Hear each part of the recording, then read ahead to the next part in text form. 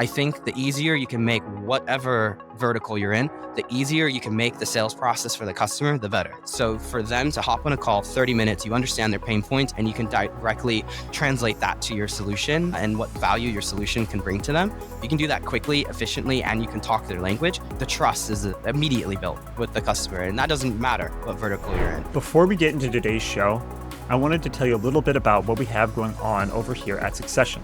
So Succession is a life science sales membership that includes on-demand courses to up-level your sales skills, resources to plan and execute your sales process, a community for peer-to-peer networking and learning, and live workshops delivered by experts twice a month. You can get access to all of this as an individual for just $79 a month, or you can up-level your entire sales team with courses and customized learning designed for each individual rep. Come and join us over at succession.bio. Okay, let's dive back into the show.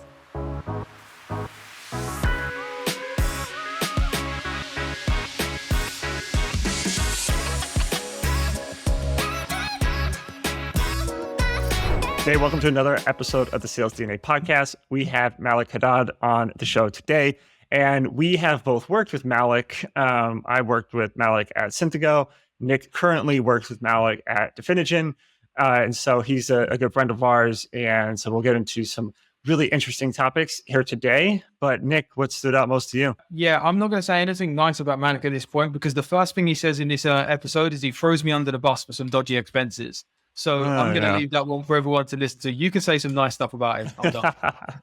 Yeah. All right. Well, this episode, for those of you here and listening, is all about the differences between selling products, services, software, and instruments. Malek, I think, is uniquely qualified to talk about these things, as he has done all of them at different companies. And so all of them in the life science space as well. So it should be a really good tactical episode. And with that, what are we going to do, Nick? I've written. All right. Hey, Malek, welcome to the podcast. We're pumped to have you here. Really excited to be here. Thanks for having me. Yeah, so it's obviously good to see you as we all go back both into our past and current roles that we're all in. So this will be a fun conversation, I think. Yeah, I'm looking forward to it. I have some pretty funny stories with all of you guys. Well, I think that's how we're going to kick it off. So give us a crazy or funny story that's happened to. And then we decide whether we're that probably includes one of us in it. Yeah. Well, since I've been in Europe for the past couple years, and I used to cover Europe even when I was living in San Francisco under you, Harrison, at Synthego. There is one story that comes to mind that is pretty hilarious. So, as salespeople, we always get questioned about our expenses, and it's a very normal thing in our industry. But this one in particular is quite funny. So, when I was living in San Francisco, I used to remotely cover Western Europe, which included Amsterdam and the Netherlands, and they actually have quite a large cancer institute there. So I think this was in 2020, right before, or maybe 2019, actually, right before the COVID lockdown. Nick and I actually gave a seminar at the Netherlands Cancer Institute. And usually after seminars, there's a lot of stress and planning that goes into them. So after, we wanted to just grab a quick beer after dinner, and we just ventured into some random cafe, we thought it was called, and we had a couple beers, had a good time. Nick, being himself, might have had a quick little boogie, because I remember they had music on, nothing too crazy. And then we ended up going back home, and when I uploaded the expense receipts, it actually showed up as Club Smoky, and our and our boss at the time, Kai Vilkins, usually he was okay with everything, but I remember getting a call from him, and he goes, "Weren't you in Amsterdam last week?" And I go, "Yeah, what's wrong?" He goes, "Well, I'm seeing 50 euros here at Club Smoky. I think legally I'm just required to ask, can you Amsterdam plus Club Smoky, putting those two things in the same expense receipt might be a little bit suspicious." But I had to explain it to him. It was a bit embarrassing, but quite funny at the same time. You remember this, Nick? I do remember. And it's not the first. It's not the last time something like this happened, and I experienced it either. So you all know a mutual friend of ours, someone called Rachel. She was in a call where they decided to teach everyone Expensify. And they said, "Do you mind if we just use one of your receipts, expenses, Rachel, as an example?"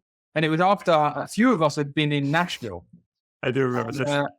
And it came up on the screen in a team meeting of like 30 people, with just like several receipts under nudies, Um, and for anyone who knows now, or I do now, Nudies is nothing like it's not a strip club, it's nothing, it's just a bar called Nudies. The main thing I remember, I have something they had lots of like coins glued to the bar. But yeah, anyway, it's called Nudies. But all over our adventure seat in front of the whole sales team was this panel, which is quite amusing. But yeah, so it's not the last time it happened to me, and hopefully still not the last. Yeah, can confirm no illegal activity happened at Club Smoky. All right, just to be clear for the for the podcast. This reminds me of a place in, I think it's Palo Alto or Redwood City, where it's called The Office. It's a bar. So basically, you can be like, "Oh, where are you going? I'm going to the office," and it's a bar. It's not, yeah, good names for bars or look good on expense receipts. Yeah, you know, one called Still Working. I was still working. There you go. Yeah. Awesome. Well, with that in mind, we're going to pivot hard into a completely different topic, which is something that I think you are uniquely qualified to talk about. And not many people have sort of your background as far as different types of companies in the life sciences that you've worked for.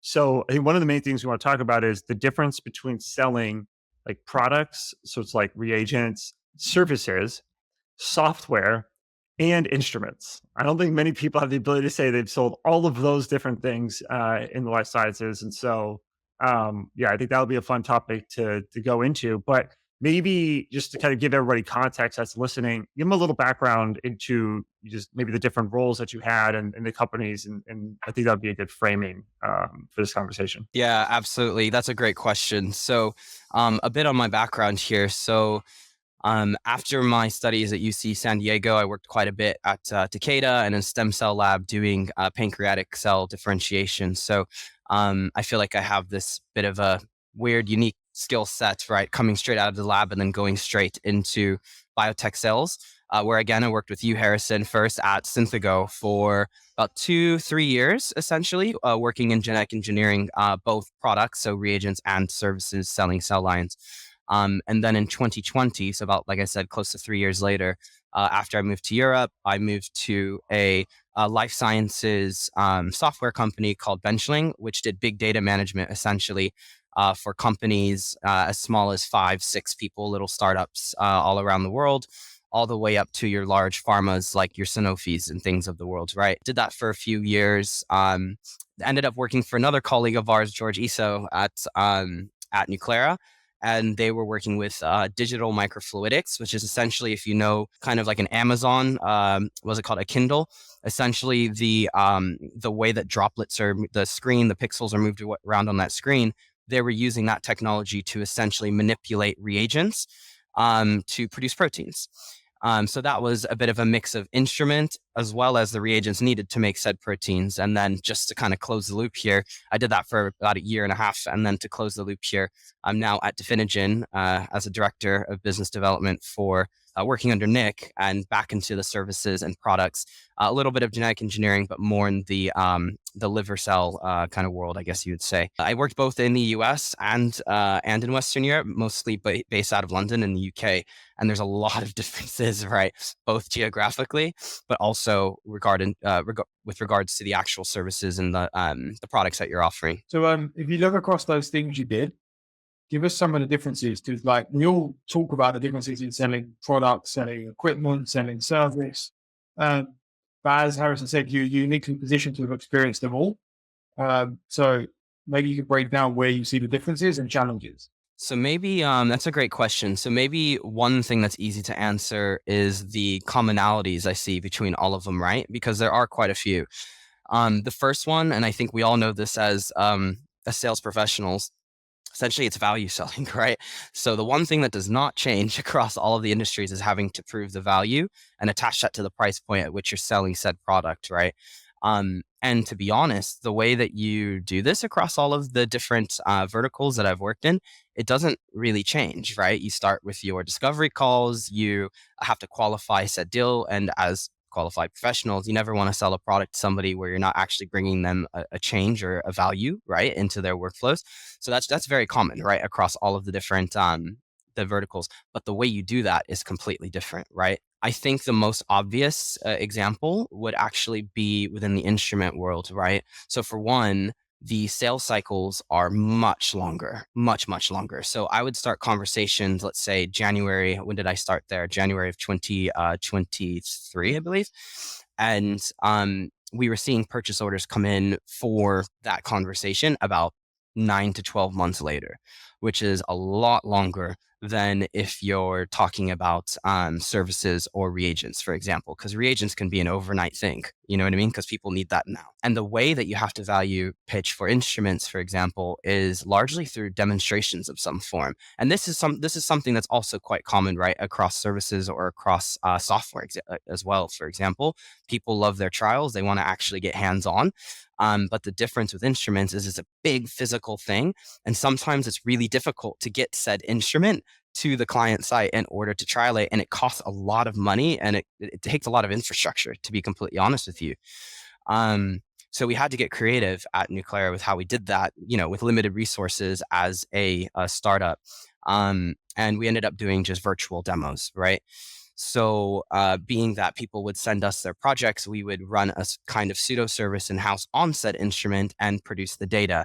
And really, the reason why we did that, coming back to the value discussion that I was just speaking about, is because at the end of the day, people just want data. And that's exactly the same across all of the different verticals. Interesting. So it's like the output that people want is the data, whether they're using it as a product or service, an instrument, or even more software could be analyzing the data, right? But there's data that you're getting, and your output is data of some variety, right? Exactly. And that's the idea. At the end of the day, scientists, and even if you talk director level or above that, at the end of the day, a lot of the time it's not about how you got to that point. It's just the data that does come out, right? Of said, whether it's the instrument, the service, or the reagent, or whatever that you're providing, right?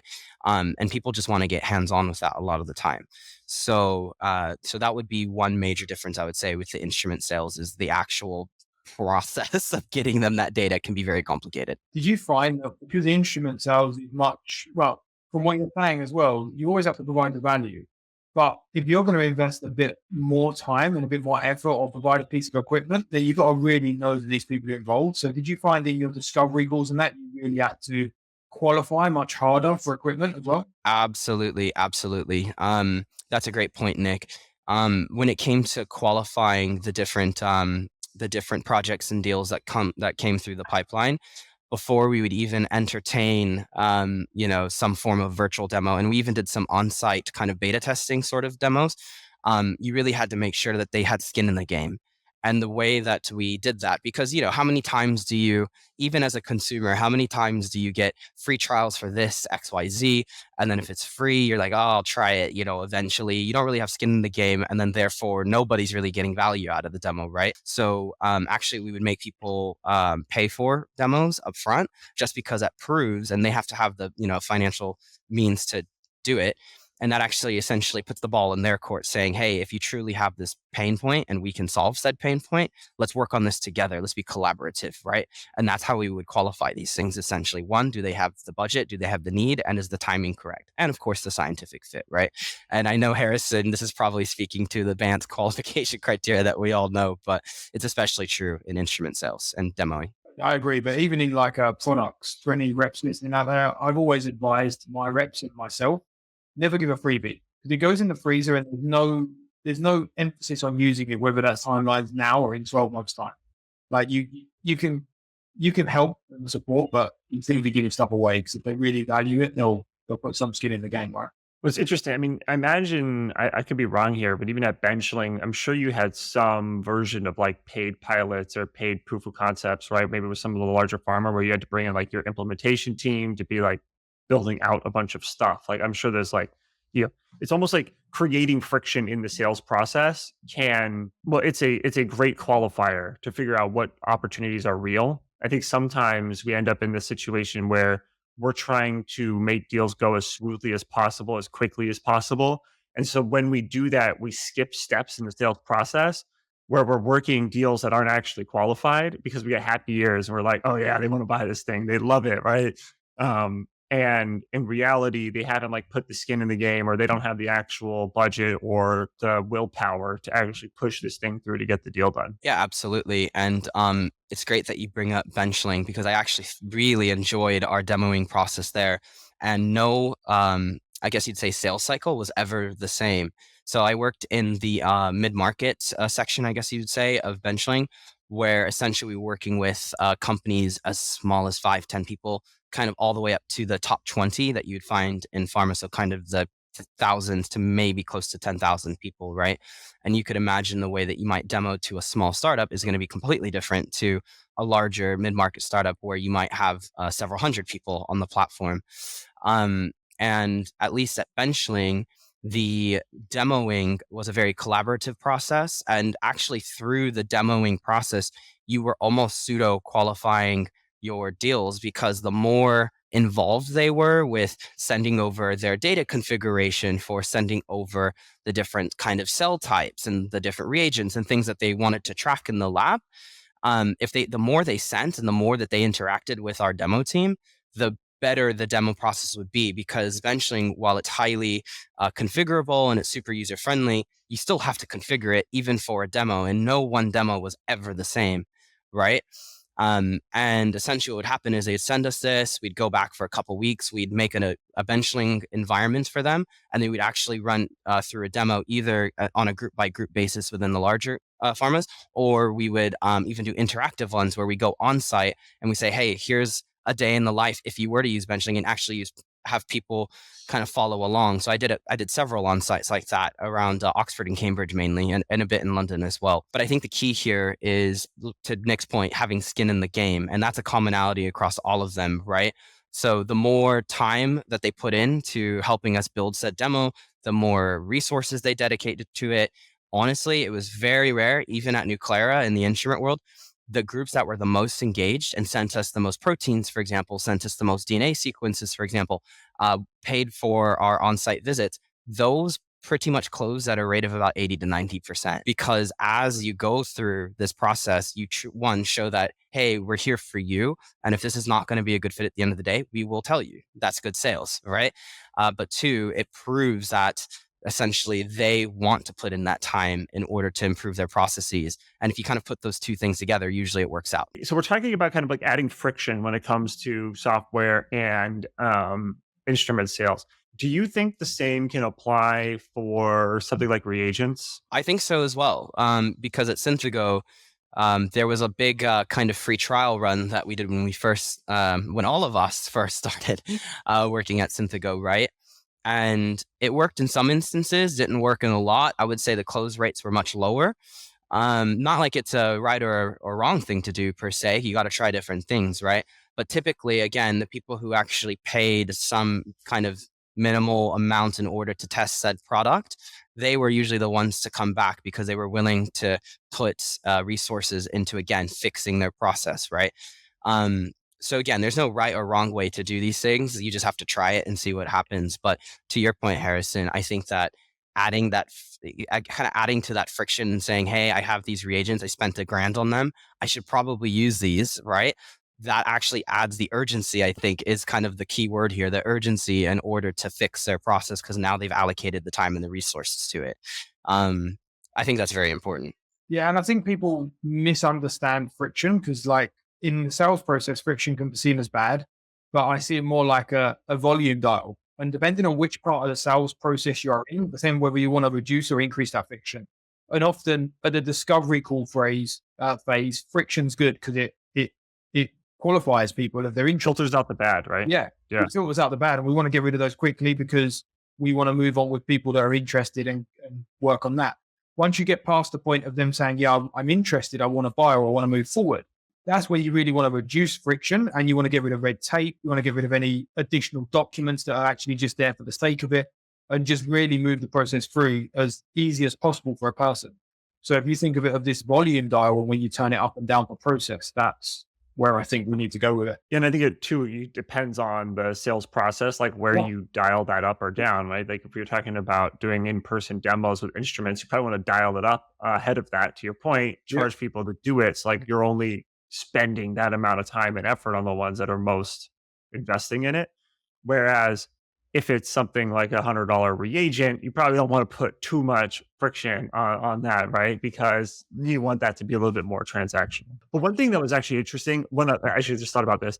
We did include some friction, and we had even in the free trial, we put the $19 shipping.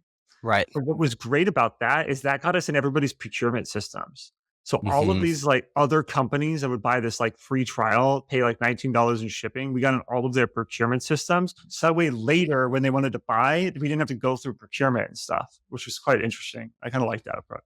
I, Yeah, very sneaky, but I also thought now you're kind of jogging the memory there. That was very clever. Yeah. But also I think we all remember how many people complained about the $19 Yeah. the $19 free shipping for hundreds of dollars, if not thousands of dollars worth of free agents, right? Yeah. It's funny.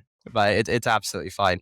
Again, even though it's $19 shipping, it kind of shows, hey, if they're willing to add you into procurement, that's a source of friction, right? That means, hey, they're putting skid into the game. They wanna get your stuff in, right? Different ways to do it. And with How do you think that applies to services though? Because Hmm. services are an interesting one because I feel like a lot of the time the customer is their own source of friction and that they don't always know what they want and they always go back and forth and they change their project and like things just whatever. One opportunity the project could change 4 times, or more. So it's like how do you view it You there? want to see me rocking in the corner, don't you? You're creating stress or friction with me now, talking about that in services. Sorry, go ahead, Malek. Yeah. I was gonna say service is a bit of a sticky one. That I feel like when you're selling, well, I mean, this probably applies in different ways across the verticals, but with services, you're often competing against the customer themselves, right? Saying, hey, we can do it faster or more in a more economical way or something along these lines, right?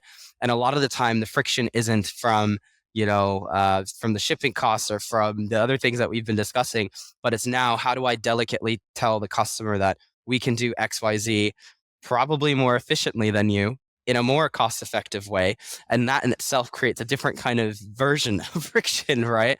And I think you have to find that delicate balance. It's almost like a ballet that you start doing with the customer, right?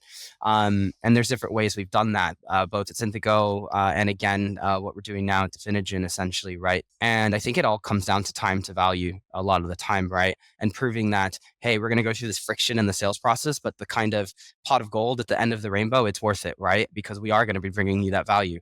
And there's not ever a right way to do this, as we've discovered. Have you found that there needs to be a different level of like technical skill across the different, product services, reagents, Great question. So just to clarify, technical skill in terms of, like your own biotech. technical, Yeah, technical knowledge, right? Your own like, understanding of the science where you either have an FAS, don't have an FAS, whatever it is. Like, have you seen differences there? that is a great question. That's something that I think about all the time, actually, right? I'm unsure. And the reason I say that is just because I've met reps that are highly technical, like Nick, for example, highly technical in cell line engineering, cell culture, things like automation, even things like that, right? And I think what it does is it makes your life easier because then as part of it makes discovery and qualification just a lot quicker, right? Because you can understand quite easily what their pain points are. You can shorten the sales cycle. And actually, what I could say at Benchling, it made it very, because I came from a kind of a CRISPR biochemistry, cell line engineering sort of background, right? From my time at Synthego and what I studied in the lab and whatnot. And I would say that it cut out a lot of that time. The time to demo was cut down. And to be honest, the field application scientists / we call them SSCs, scientific solution consultants, when you showed up with like a big page full of technical qualification data, makes their lives a lot easier, right? And then it kind of improves essentially the demo without having to go back to the customer. And actually, this is a potential customer. This is a really, really good point. I think the easier you can make whatever vertical you're in, the easier you can make the sales process for the customer, the better, right? So for them to hop on a call, 30 minutes, you understand their pain points and you can directly translate that to your solution and what value your solution can bring to them. You can do that quickly, efficiently, and you can talk their language. The trust is immediately built with the customer, and that doesn't matter what vertical you're in.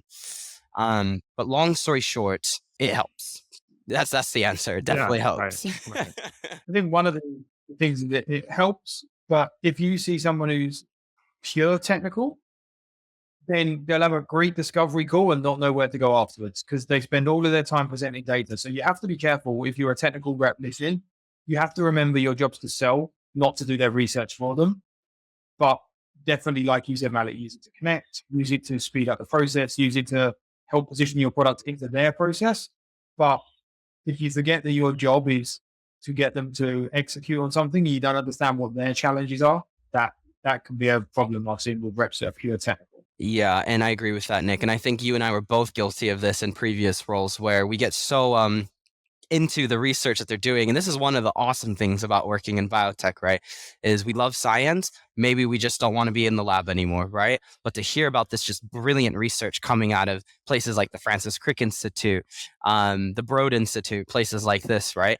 It's the kind of the excited scientist side of us comes out, right? And we just want to learn all this research, but it's very easy to get caught up in the weeds. But then you forget, okay, wait, what am I trying to do here, right? I'm actually trying to secure an order. I'm trying to place an instrument, right?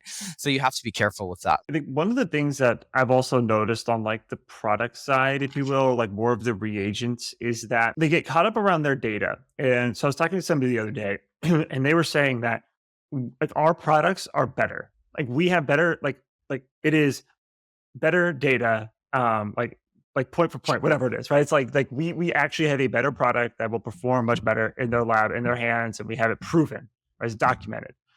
But they're like, but we're really struggling to sell this product. And the thing I keep thinking about when it comes to these products is that the cost of switching is so high in that the unless the product is so much better that you're going to be able to get them to switch their internal protocols, to get to train the new team about them, to have to qualify these new reagents into their systems. Like unless your product has that sort of capability, it's going to be really, really hard to like make that switch. Particularly founders and CSOs of new companies forget to ask, does it need to be better? Are you building something better that doesn't fulfill a need? Like, you can have a crappy old car and it'll get you from A to B. Yeah, a Lamborghini is better, but do you need a Lamborghini to get from A to B? No. Look cool in one, but I don't need one, right? And people forget when they're building stuff to build for the customer. Yeah, and I think again, if we want to relate this back to the topic of the conversation, the different verticals, right?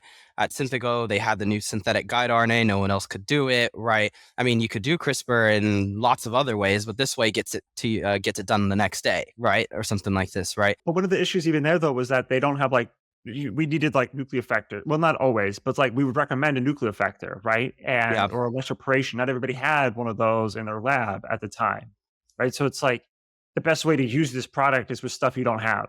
So, right, that it's about like it can be tough there, right? Yeah, it's essentially.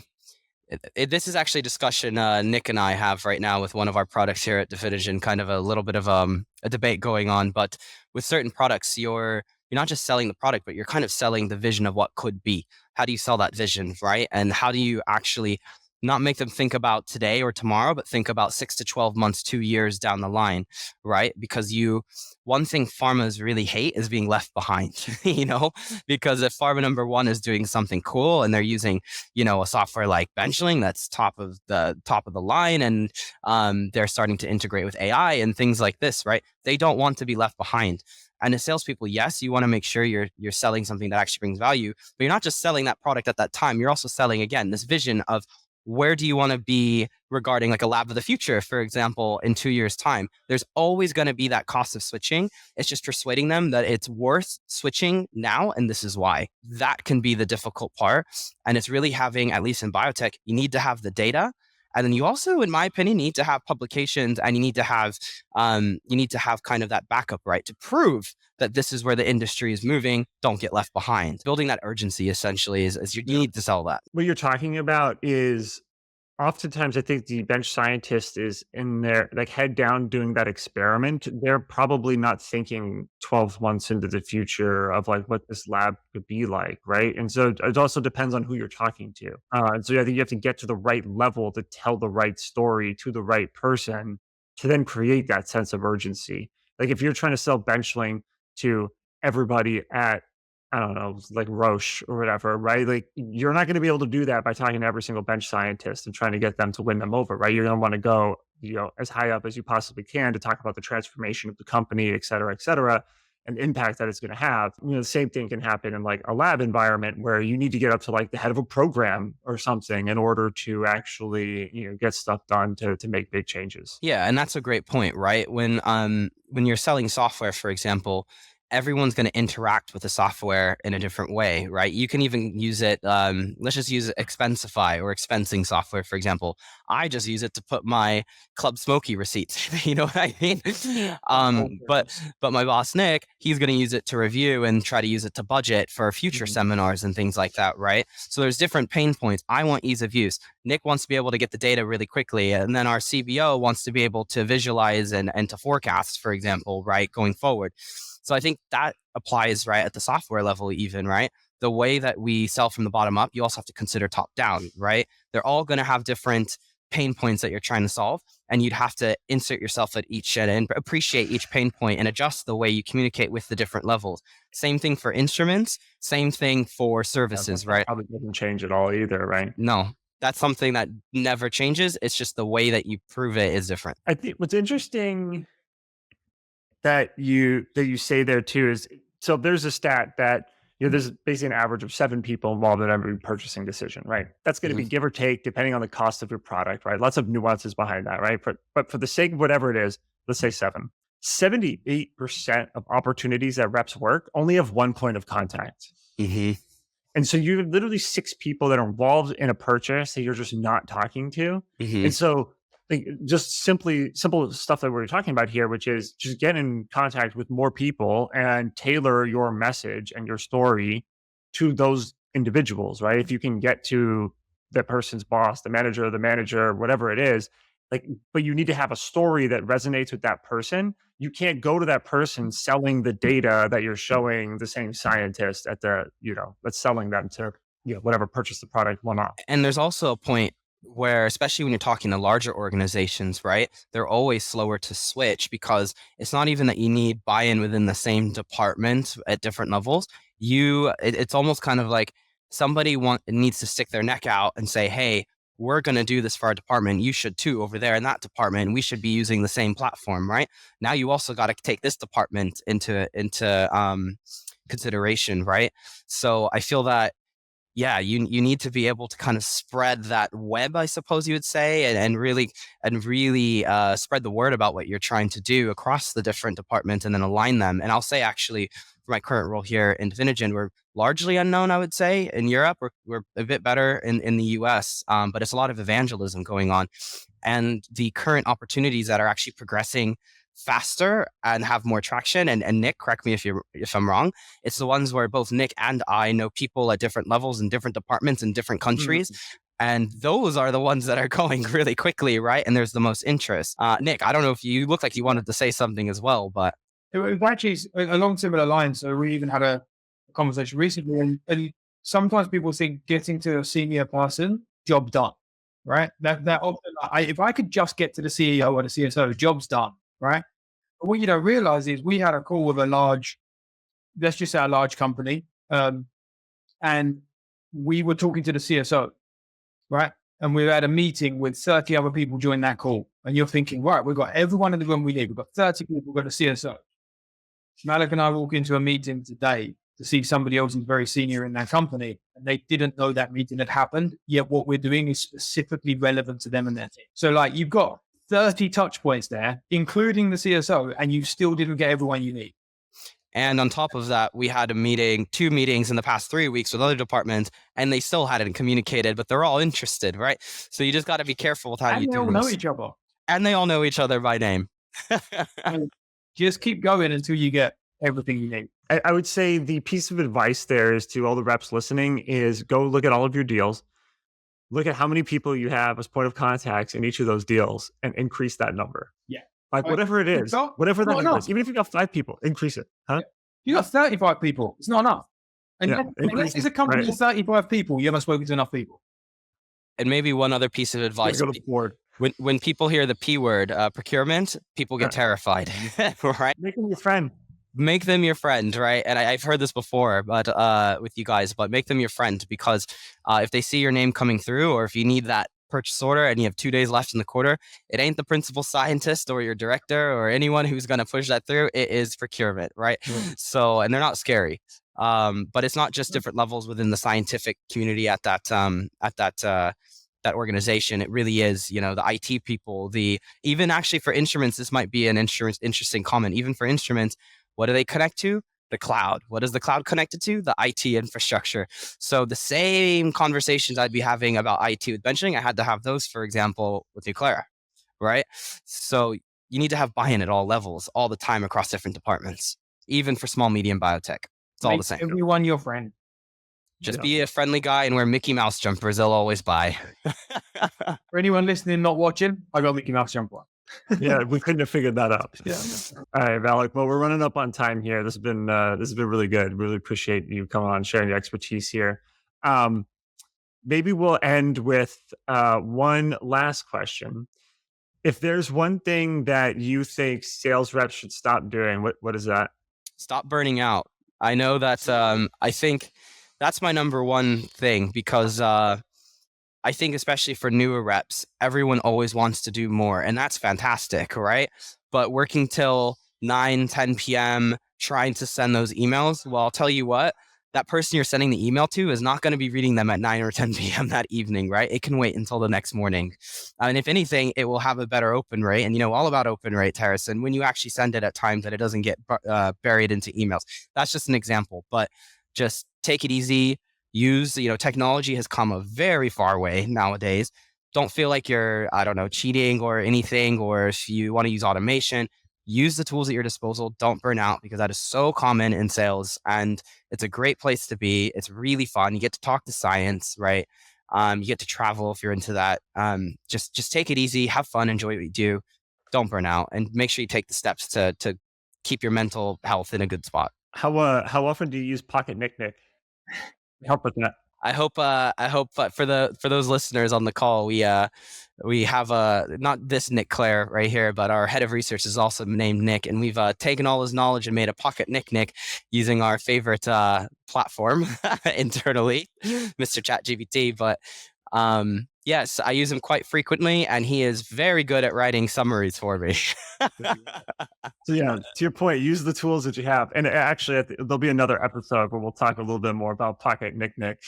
So jump over to that one. I think it's with Tom. So I would love to. If you want any special guests, I'm happy to talk about my experience. Did we bring Pocket Nick onto the podcast? Yeah. And actually interview Pocket Nick? I thought about it earlier. Can we give him an avatar? That would be so good. Yeah, we could. I think we could. Because we just have ChatGPT respond with voice. It should be fine. I think we can do that. Or have both Nick and Pocket Nick, and then kind of have a panel and see what happens. I like it. The drama. Well, we'll be on the lookout for that one. Thanks, Malek. This has been great. Good chat. All right. Good to see you. Lovely seeing you both. Nick, I'll see you next week. All right. Cheers, guys.